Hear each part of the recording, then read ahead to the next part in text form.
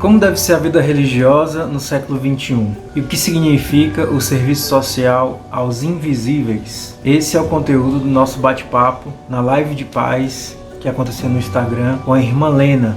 Irmã Lena é a coordenadora do projeto Levanta-te Anda da Arquidiocese de São Salvador da Bahia, que trabalha com adultos em situação de rua. Vamos ver?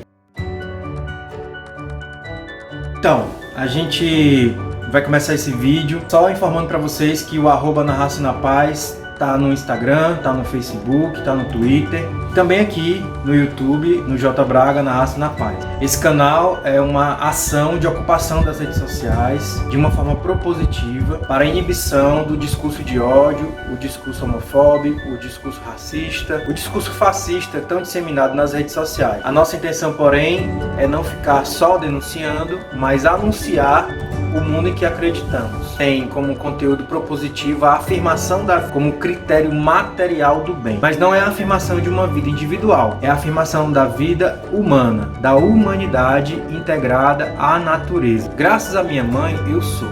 Você, graças à sua mãe, você é. A natureza é a nossa mãe. Nós acumulamos equívocos na história nessa lógica de produção e consumo. E nesse sentido, a natureza já dá sinais claros, nítidos, de que ela não vai aguentar e que em algum momento, como agora, nesse momento de pandemia, ela vai reagir. O vírus, ele não é uma criação de Deus.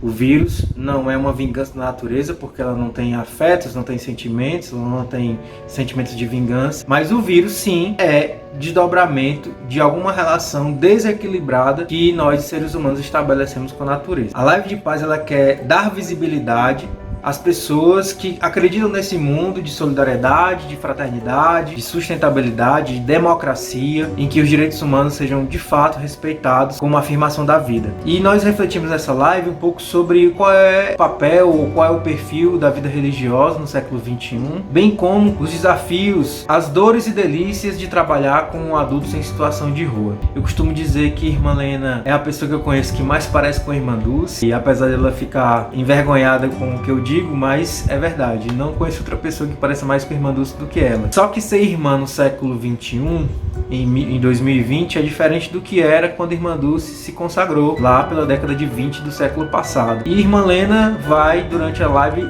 poder compartilhar um pouco sobre a vida dela, sobre como é ser religiosa no século XXI.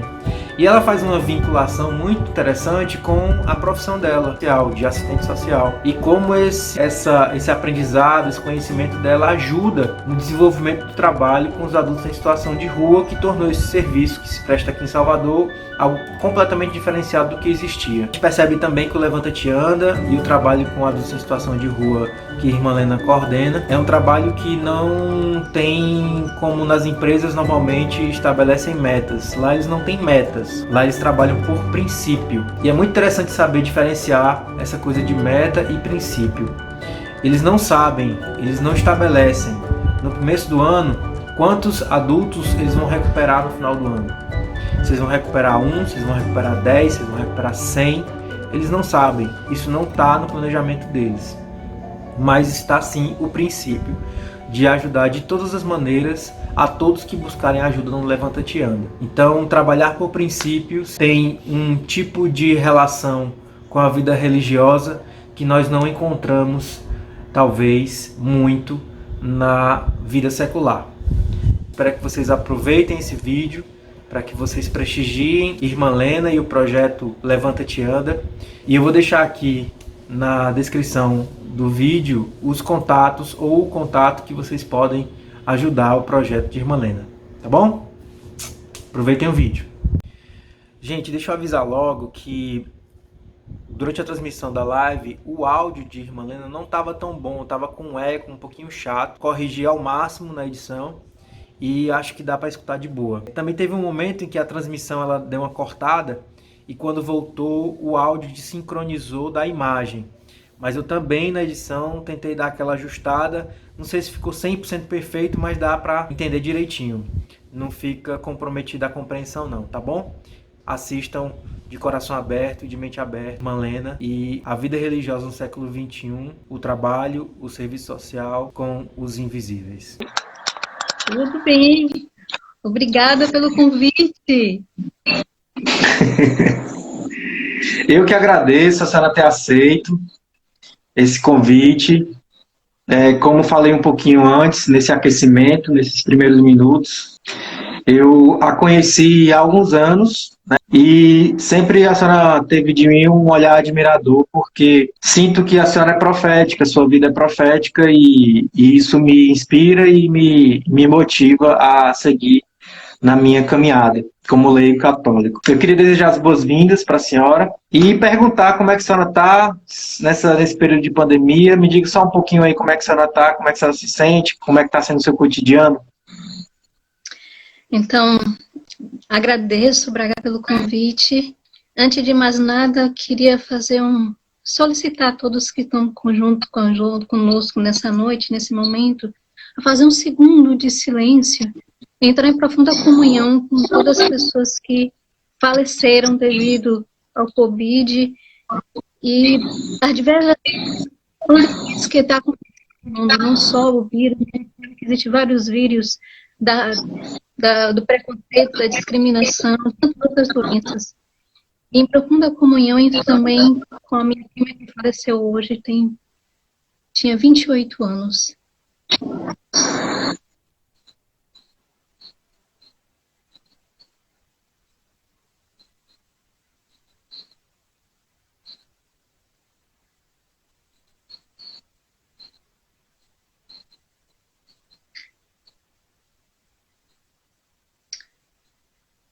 Agradeço a sintonia e a comunhão. Então, você me pergunta como está sendo a minha rotina nesse período de pandemia. A vida religiosa, entre vários valores, tem o valor da vida comunitária. E isso nos ajuda a ter uma rotina, a estar mais em sintonia com Deus, comigo e com a humanidade. Então, nesse tempo, nós estamos em profunda comunhão com a humanidade, profunda oração, toda a vida religiosa. E hoje, eu rezando sobre a minha prima e tudo, me lembrei que a vida religiosa tem uma missão, sobretudo nesse momento. Os prestadores os profissionais de saúde de cuidar da vida, os seguranças de cuidar da e a vida religiosa tem o sentido de rezar pela humanidade. Esse é o convite que o Papa Francisco nos faz. Então, está me ajudando no dia a dia. Por gentileza, que a senhora comentasse conosco como é que a senhora percebe a vida religiosa no século XXI e, ao mesmo tempo, essa sua profissão, né, de assistente social. Eu queria que a senhora pudesse contar ou narrar um pouquinho. Primeiro, como é que a senhora se sente como religiosa no século XXI? Se a senhora parou para refletir sobre isso já, porque para talvez o nosso círculo católico isso seja meio que natural, mas para fora do nosso círculo é um impacto para as pessoas. Como é que uma irmã tão jovem se consagra de uma maneira tão radical e para trabalhar com gente que está em situação de rua, ou seja, definitivamente não seria o sonho, digamos, da maioria das jovens como a senhora da sua idade. Mas eu queria que a senhora pudesse narrar um pouquinho dessa sua trajetória como religiosa, como vida religiosa, e ao mesmo tempo, como foi que a senhora se tornou assistente social e aí se vinculou profissionalmente no serviço que a senhora presta hoje em dia. Então, Braga, você me fez uma pergunta que vai lá na minha origem. Eu sou daqui de Salvador, daqui da suburbana, né? Comecei a participar da igreja já adolescente. E foi lá que tudo desabrochou. Começando a participar da comunidade, a comunidade nesse tempo, a gente vivia a comunidade de base, né? E aí chegou as irmãs, e aí eu comecei a abrir horizontes, sabe? Eu percebi que havia pessoas perto de mim, necessitando de apoio, necessitando de escuta, necessitando de carinho. E eu via nas irmãs essa missão. E me encantou, sabe? E me encantou mais ainda o carisma da nossa congregação. Nossa congregação chama Escrava da Imaculada Menina.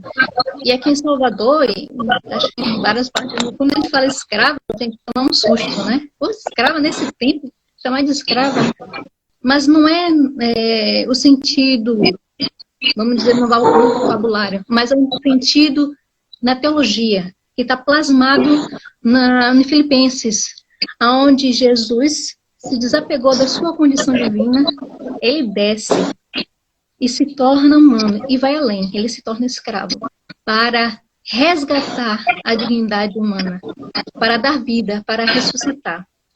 Então é isso que nós somos chamadas, a descer na miséria, no sofrimento, na exclusão do ser humano, para ajudá-lo a levantar, ajudá-lo a levantar. Não é fácil, é uma missão realmente desafiante.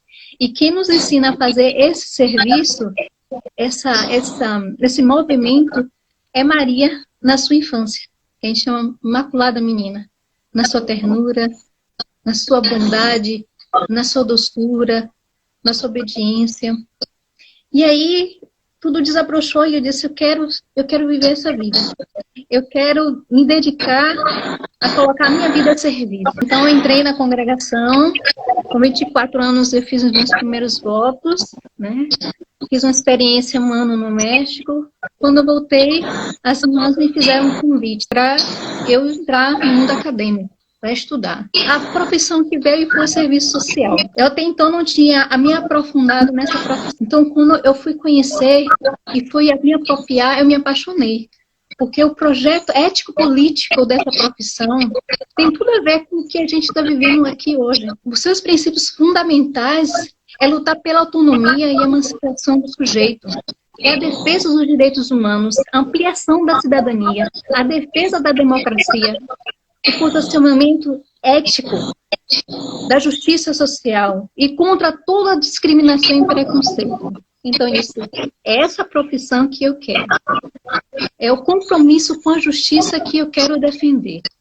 Então, encaixou muito bem, sabe? Não é nada de assistencialismo, mas é garantia de direito. E, de fato, a vocação, junto com a profissão, é um desafio. Muito. Mas eu me sinto feliz com esse desafio, porque exige de mim de estar cada dia buscando para dar o melhor. Porque a nossa profissão exige isso, que a gente esteja sempre na linha de frente, lutando na questão social. Então, para que a gente possa dar o melhor, a gente precisa estar atualizando sempre. Eu comentaria com a senhora que eu acho que grande parte da qualidade do serviço que a senhora tem conseguido prestar no Levanta Tianda tem a ver justamente com a sua qualificação profissional, né? Por exemplo, primeira vez que eu tive contato com o Levanta Tianda, que a senhora coordena, realmente uma das coisas que eu tinha curiosidade é saber como vocês lidavam com a violência dos adultos que chegavam ali para o atendimento de vocês. E qual não foi minha surpresa quando a senhora comentou o que a senhora vai comentar agora. Então, se a senhora puder dizer assim para a gente, como é que é o trabalho do Levanta Tianda, quais são os estereótipos que as pessoas têm sobre o trabalho com adultos em situação de rua, e o que, do ponto de vista da sua profissão, a senhora conseguiu somar ali naquele projeto que fez com que ele fluísse melhor, fez com que ele funcionasse melhor. Por favor. Então, eu não faço nada sozinha. Existe uma equipe comigo, né? Bom, antes de eu falar do projeto, preciso falar um pouco de como surgiu o projeto. É bom entender isso, né? Então, o projeto surgiu da experiência da comunidade da Trindade, né? E na comunidade da Trindade, quem fundou foi junto Henrique, peregrino da Trindade, e com outras pessoas, né?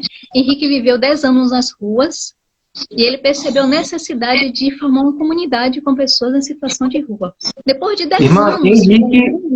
Henrique, ele quem é mesmo? Só para quem está assistindo entender quem é. Peregrino da Trindade. Henrique Peregrino da Trindade. Isso, francês. Francês, isso. E passou por vários lugares e hoje vive aqui em Salvador, viveu 10 anos aqui nas ruas. Já tem 20 anos a comunidade da Trindade, né? Uhum. 20 não, 10, perdão, 10, porque eu tenho 10 anos de votos perpétuos. Então, a comunidade, depois de um tempo, ela percebeu que havia necessidade de ajudar aquelas pessoas que ainda não tinham dado um passo a mais no seu levantar. Pessoas que precisavam entrar no processo de sobriedade, que tivessem atividades, que pudesse ter oportunidade de se envolver em atividades como oficinas. E tinha pessoas que já tinham saído da situação de rua e que queriam ajudar. Assim como foi ajudada, queria ser ajudada. Então, Henrique e o Padre João da ASA pensaram em um projeto.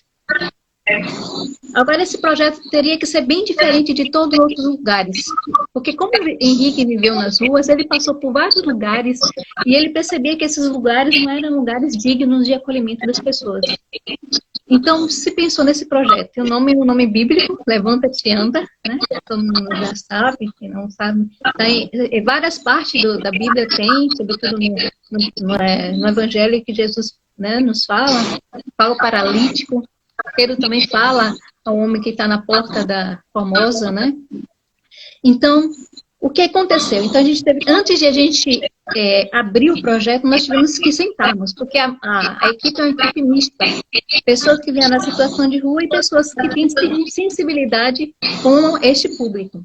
Então, para a gente poder, antes de funcionar o projeto, a gente primeiro tinha que se conhecer e trocar experiências, né? E depois disso, nós tivemos que fazer um mapeamento em Salvador, conhecer esses lugares e como as pessoas eram tratadas. Mas só para entender, vocês ficaram 2 meses, só para entender, vocês ficaram 2 meses morando juntos para poder... Morando juntos, não chegamos a morar juntos. Nós ficamos durante o dia, né, no horário de trabalho, mas, claro, sem funcionar, dentro, juntos, né, fazendo vários tipos de dinâmicas, se autoconhecendo, para podermos conviver. Tivemos acompanhamento psicológico, né, para poder entender toda essa realidade e saber como lidar com as pessoas que iam chegar no projeto. Então, depois desse mapeamento, tudo, então a gente abriu, em 2008, o projeto Levanta-te e Anda. De fato, foi um desafio muito grande, Braga, porque para a gente e para eles. Para eles, por quê? Porque eles já estavam acostumados a ser maltratados, a não ter uma acolhida digna, a ser tratado como seres humanos. Então, quando eles chegavam no projeto, eles achavam que aquilo ali era uma farsa, era uma mentira. Então, foi um tempo de muita conversa, de muito diálogo, de sentar juntos e juntas, e de poder dizer que aquele projeto era de verdade, né? Eles não entendiam que um projeto não tinha um policial, não tinha um segurança, né? Que não precisava fazer baculejo, né? Que é como faz a polícia, para ver se tem arma, alguma coisa. Que não precisava lhe dar o nome deles todo, completo, para poder ter acesso ao projeto. Então, foi um processo muito grande para que hoje, a gente possa dizer, hoje existe uma cultura de paz no projeto Levanta-te e Anda. Nesses 12 anos do Levanta-te e Anda, a gente nunca chamou um policial para resolver o problema. Sempre dentro do projeto, junto com a equipe, junto com eles e elas, a gente resolvia os diversos problemas que acontecem, que é normal, né? E como você dizia, me perguntava, de fato, carrega o povo da rua, o povo adulto, o perfil das pessoas que estão na situação de rua são homens negros, de baixa escolaridade, né? Então, pense a situação. É vagabundo, é ladrão, não quer nada, né? São drogados, racizeiros, eles mesmo falam, maloqueiro, né? Então, até para desconstruir isso na cabeça delas, não é fácil, né? Então, a gente vem fazendo todo esse processo de desconstrução de toda essa lógica que a sociedade coloca na cabeça deles, na nossa cabeça, né? Precisa também desconstruir tudo isso. A senhora falou de que fizeram um mapeamento na cidade. Eu queria que a senhora explicasse um pouquinho melhor esse mapeamento, o que é que existia na cidade antes do Levanta-te e o que é que foi diferencial do tipo de tratamento que o Levanta-te oferecia para o que era oferecido comumente em outros espaços. A senhora podia falar para a gente um pouquinho sobre isso? Naquele tempo que a gente fez o mapeamento, só existia 2 albergues, somente. Imagine, 2 albergues. E esses albergues eram lotados. Teve uma época que a gente chegou, uma visita de um desses albergues, tinha a Kombi, né? Chama abordagem. E nós vimos, na hora que estava chegando, então uma pessoa que estava em situação de rua estava saindo da Kombi e das pessoas, um dos funcionários, mandou abrir a mão e jogou o sabonete na mão dele. Isso para mim me chamou tanto a atenção, a forma de tratar aquela pessoa, de não tocar, de não chamar, de dizer, olha, aqui está o sabonete, aqui é o local onde você pode adentrar, aqui é um espaço acolhedor. Não houve nenhuma forma de acolhimento. Então, isso me chamou muita atenção. A gente sentou junto, a equipe sentou e disse, é preciso mudar essa forma de acolher as pessoas em situação de rua. Então, por exemplo, quando eles chegam, e ninguém é obrigado a passar pelo serviço social, né? Então, quando eles vão até o serviço social, é porque eles já têm confiança de chegar lá. Geralmente, eles dão um nome na portaria, quando chega lá no serviço social, eles já têm a confiança e dizem, olha, meu nome verdadeiro é esse. E aí, eu não faço perguntas, eu primeiro escuto a sua dor, o seu sofrimento, né? E aí, a partir daí, eu vou conseguindo identificar a sua demanda, a sua história, aquilo que levou às ruas, aquela ferida que está profunda. E é garantido o sigilo profissional naquele espaço. Ninguém pode entrar naquele lugar é sagrado. É um lugar onde ele pode abrir o coração, onde ele sabe que ele tem confiança de dizer, aqui eu sou eu. Aqui esse espaço, eu posso dizer quem eu sou e posso dizer o que me levou à rua, o que está me destruindo por dentro. Que lindo, irmã. Então, eu queria reforçar isso, né? Então, quer dizer, quando a senhora recebe uma pessoa no Levanta-te, a primeira atitude, além dos protocolos formais, é a senhora levá-lo para uma sala para escutá-lo, né? Não para perguntar, não para fazer um interrogatório, mas para escutá-lo. Se é possível, a senhora poderia comentar com a gente alguma história que chamou mais sua atenção, que possa alertar a cada um sobre o tipo de postura que a gente poderia ter atenção para não reproduzir. Nós lidamos com pessoas que estão em situação de rua, em primeiro lugar, para que a gente consiga enxergar essas pessoas, na verdade, e a partir daí a gente consiga dar outros passos. Mas será que a senhora conseguiria ou poderia nos compartilhar, obviamente, mantendo o sigilo, né, do nome das pessoas, mas alguma história que a senhora possa nos comentar para abrir nossos olhos? Deixa eu fazer também uma ressalva. Não sou eu que escuto. Eu escuto de uma forma profissional, né? Tem também o psicólogo, que também faz uma escuta aguçada, e toda a equipe também faz esse processo de escuta, de atenção, né? E é interessante também salientar que a própria equipe é a mesma. Houve poucas mudanças durante esses 12 anos, para que as pessoas que chegam da rua possam se reconhecer nelas. E posso dizer, eu sei que quando eu chegar lá, vai estar a Lia, vai estar a Terezinha, vai estar a Gilberto, vai estar a Joilson, vai estar a Cosmo, vai estar a Beth, vai estar Genilson. Eles sabem que vai encontrar aquelas mesmas pessoas. Isso é muito importante, porque cria vínculos de pertença, de confiança. Então, isso faz parte desse processo. E você me perguntando tem N casos de transformação na vida. Vou trazer 2 casos, né? Um de um homem e outro de uma mulher. Um dos nossos acolhidos, ele passou 7 anos nas ruas, indo no projeto, indo só no período da tarde, porque o projeto tem 2 momentos. O primeiro momento é à tarde, que chama espaço de acolhimento, eles são acolhidos, quando chegam acolhidos e acolhidas. Então, ele ficou indo durante 7 anos no projeto. E a gente trabalhando atividades socioeducativas, né? Porque lá não é um lugar boca de rango para chegar só comer e tomar banho. Lá é um lugar de transformação. Então, aí, desses 7 anos, ele decidiu dar um passo. E a gente conversando, claro que a gente tem que dar um empurrão, né? Então, eu questionei. E aí, você vai ficar a vida toda nessa situação? Vai ficar o tempo todo se autodestruindo? Você tem objetivo na vida. Há possibilidade de transformar. Então, foi que ele decidiu dar um passo. Ele decidiu participar das atividades no período da manhã, que são a gente chamava antes oficinas, né? São atividades de jardinagem, de reciclagem, da culinária. E aí ele começou a participar, né?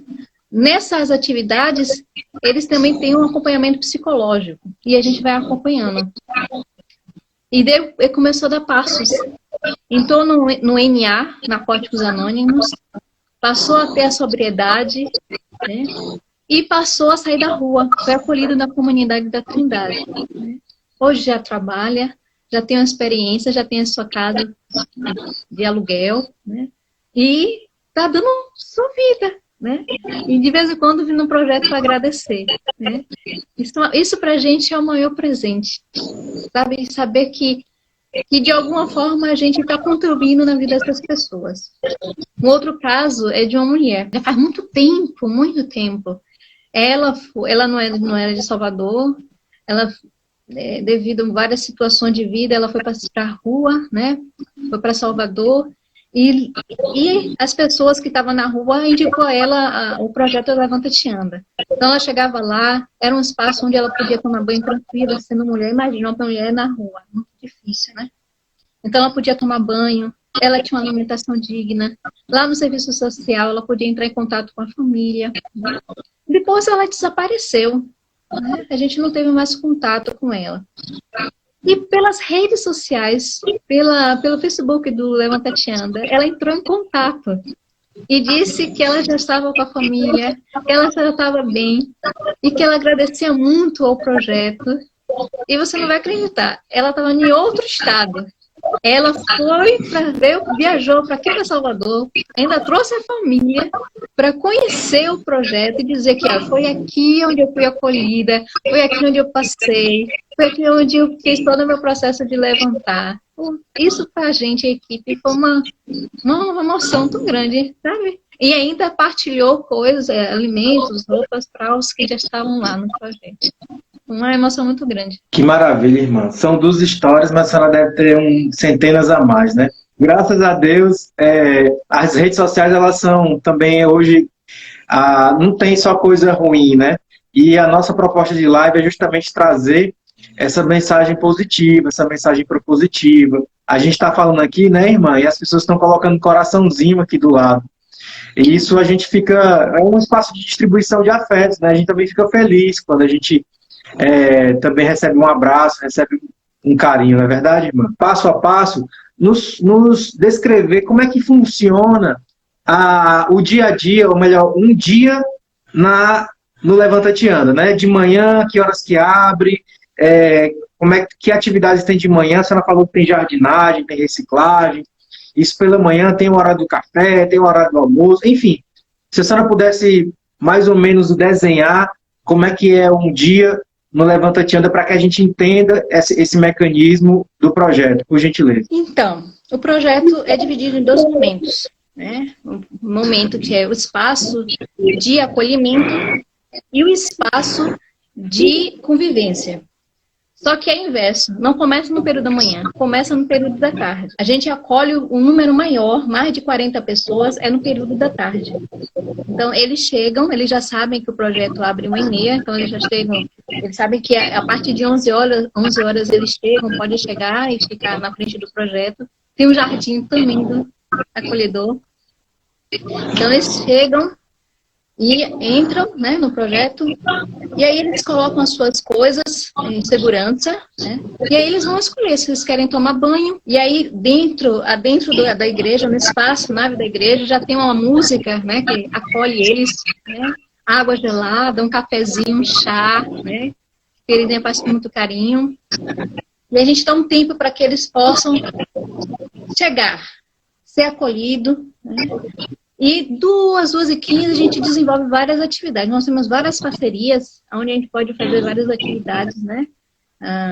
Socioeducativas, onde a gente trata diversos temas, né? Temas atuais, temas que acontecem naquele momento. A gente fala sobretudo as situações que eles vivem, né? Como a gente dizia, a questão do preconceito, da discriminação, e trabalhar muito a questão da saúde, porque eles são acometidos de vários tipos de doenças, né?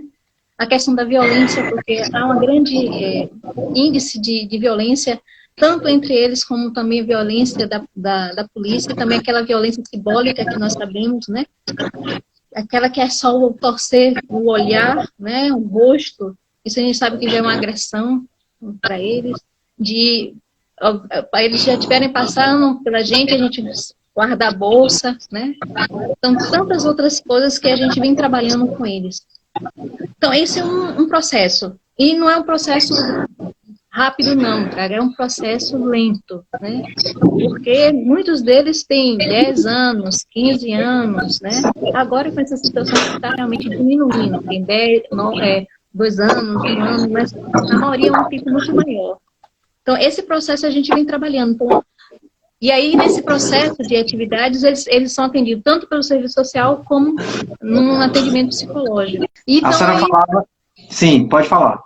Então, aqueles que dão um passo, que querem dar um passo a mais, então a gente convida para o período da manhã. Aí eles deixam de ser acolhidos para ser participantes. Agora o número é bem menor. Em vez de 40, a gente vai acolher 4, 6, porque a exigência é maior nesse passo. Ninguém é obrigado a nada. Eles que desejam dar um passo a mais. Então, eles desejam dar um passo a mais. Então, eles começam primeiro a fazer um mutirão para conhecer, para poder passar um dia com a gente, porque não é fácil viver um dia dentro do projeto, porque como eles passam o dia todo na rua rodando, no ar livre, passar um dia em um local fechado já é mais difícil. Então, é um processo. Então, primeiro faz um mutirão no jardim, um mutirão na culinária, fazendo reciclagem.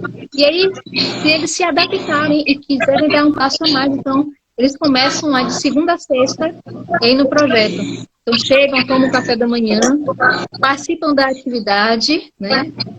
Se for jardinagem e reciclagem é com Lia, né?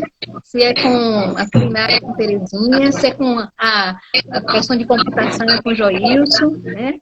E aí vão fazendo todo esse trabalho, internamente, não nesse processo aqui, né? Ao trabalhar com a terra, cultivar a planta, eles estão aqui, ó, curando as feridas aqui dentro. Ao separar o feijão, as coisas que não estão servindo, é aquelas feridas que estão profundamente separando, né? Parece coisa muito simples, mas tem uma profundidade tão grande, faz toda a diferença. Imagina aquele lixo que é jogado fora e que no projeto faz toda uma transformação. É assim com a vida deles. É uma transformação. E eu preciso saber a alegria deles quando eles fazem aquela lata, aquela garrafa se tornar um bichinho, uma casa, e ver aquela planta florir. Sim, sim, imagino, porque aí eles experimentam a capacidade criativa deles, né? Das mãos deles surgem coisas que não existiam, e isso é sempre muito empolgante. E, irmã, assim, eu acredito bem que talvez seja interessante, tentando já me controlar um pouquinho no tempo, porque já chegamos no último quarto da live, mas eu queria que a senhora sinalizasse mais ou menos, com algumas coisas práticas, como é que uma pessoa que esteja vendo a gente aqui pela live, ou que vai ver depois os vídeos que a gente vai postar na internet, uma pessoa que se interessa em conhecer o projeto, como é que ela como é que ela pode ajudar como voluntário, ou ajudando como doador, enfim, que tipo de ações ou campanhas vocês já têm, ou vocês vão iniciar, não sei, que podem ajudar, que as pessoas podem ajudar? Então, o projeto atualmente, né, nessa pandemia, está com as atividades suspensas, né? E a gente sempre funcionou com o apoio da ASA, né? No início a gente teve a parceria com o Estado, mas a gente terminou. Nesse período houve também um problema, né, financeiro com a ASA, e agora o projeto vai ser mantido pela campanha, né? Eu sou solidário. Então, esse vai ser um meio de poder ajudar o projeto. Atualmente, as pessoas estão entrando perguntando como ajudar o projeto. Em questão de alimentação, de doações, nós não estamos pedindo agora, porque como o projeto está fechado, então a gente pede que partilhe com outras campanhas. Mas, desde já pode nos ajudar. Nós temos já um número, né, um WhatsApp, que as pessoas já podem estar ligando, entrando, acessando, mandando mensagem, E aí vai falar diretamente com o Padre João, que já vai dar todas as orientações para como pode ajudar. Então, eu vou dizer o número do WhatsApp para que as pessoas possam estar tendo as informações e como saber ajudar o projeto. O número é o 971 87 86 70 22. Eu vou pedir para a senhora repetir devagarzinho, tá? 71, o 9, 87, 87, 86, 86, 70, 70, 22. 22. Esse é o WhatsApp do Levanta Te Anda. E esse WhatsApp é do Sou Solidário, né? E vai falar diretamente com o Padre João. Ele que vai estar dando toda a orientação para que as pessoas possam estar ajudando. Para que a gente possa abrir o projeto com toda a força, com toda a garra. Sou Solidário, não é isso, irmã? Isso, Sou Solidário. Para terminar, irmã, eu queria só pedir para a senhora dizer algo que a senhora acha importante de ser dito agora, e já engrene, ou já engate, uma pergunta que eu vou fazer para todo mundo que participar da live de paz. Para a senhora, o que é que significa uma vida de paz? Eu aprendi, Braga, lá no projeto, que viver a paz significa respeitar. Respeitar a diferença. Respeitar a história de vida de cada pessoa. Eu aprendi sem saber que existe a comunicação não violenta. Que para poder conversar com o outro não precisa gritar. Não precisa que eu tenha que a pessoa tenha que concordar com o que eu penso. A cultura de paz é um desafio muito grande, mas se a gente sobreviver, a sociedade seria tão diferente. O que me chama a atenção é que o que provoca e destrói a paz é que a gente quer dominar o outro. É o poder, é o ter. E a essência é ser. É saber acolher, amar as pessoas. Se a gente consegue viver isso, a gente vive a paz. Precisa abrir o coração para essa transformação, essa mudança.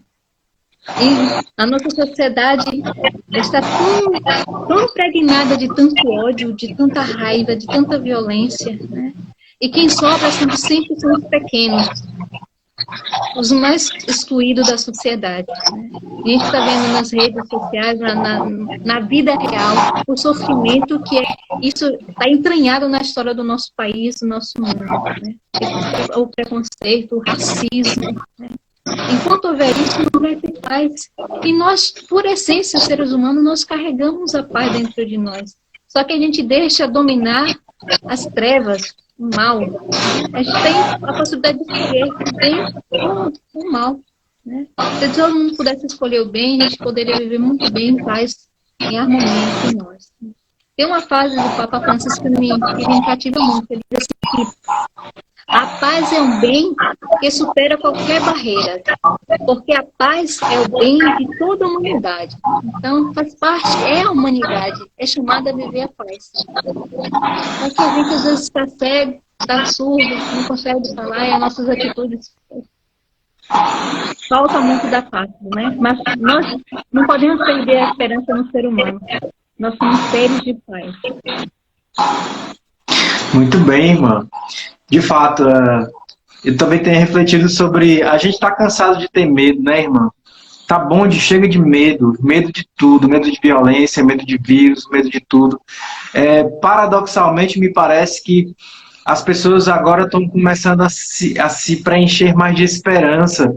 Não sei, é uma intuição de que as pessoas querem ter esperança, elas estão cansadas de ter medo e querem ter esperança. E o movimento que a gente está fazendo, e essa live, ela quer ser também um sinal desse movimento de esperança que a gente quer realmente levantar. As pessoas precisam crer na humanidade, e uma humanidade que quer construir um mundo diferente, né?